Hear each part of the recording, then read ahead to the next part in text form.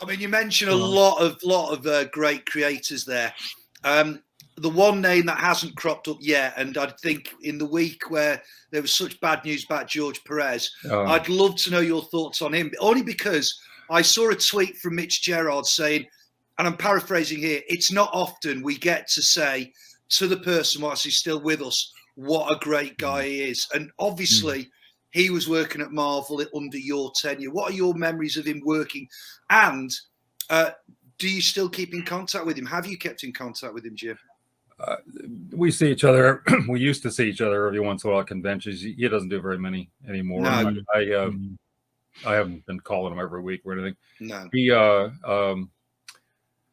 when he was at Marvel, he worked with me on the Avengers first and some other things, but the Avengers, and we became very good friends. I was at his house for parties and over there hanging out sometimes.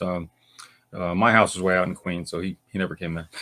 but at any rate, we got along really well, and it was just great working with him because he'd give you everything you asked for, and then put in things besides that were good, and just terrific, and poured his heart in this. He worked so hard. The amount of work in those things.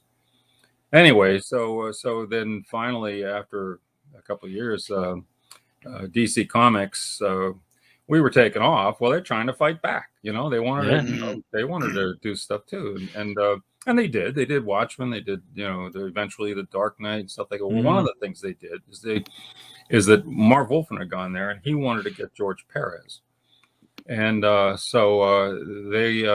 got this. Well, George told me, but he also wrote me a 3-page letter of apology. Oh, bless him. He was sorry he was going to take this offer from DC, and he was only doing it because they offered him the Justice League, and drawing the Justice League was his childhood dream. Yeah. How do you argue with it? Yeah. Follow your heart, go. Yeah. And so he went there, and it as it worked out, he didn't end up doing the Justice League, or not much of it anyway. He ended up with Marv on Titans, which was created by Bob Haney some years earlier, and they brought it back, and that was a hit. So that all worked out pretty well for George, and I was happy for him. I mean, when we one time I had a bunch of the editors sitting around, we're trying to figure out who don't we have. Who is it that we want that we don't have or don't have access to? And we came up with 2 names: Jose Luis Garcia Lopez and George Perez.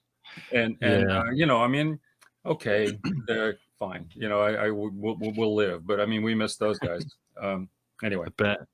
But DC have got to have some good guys. Hey, you had John Byrne. You had John Byrne, and for a lot of people mine and Shane's age, for me, just like Perez was my gateway drug into comics, John Byrne was my gateway.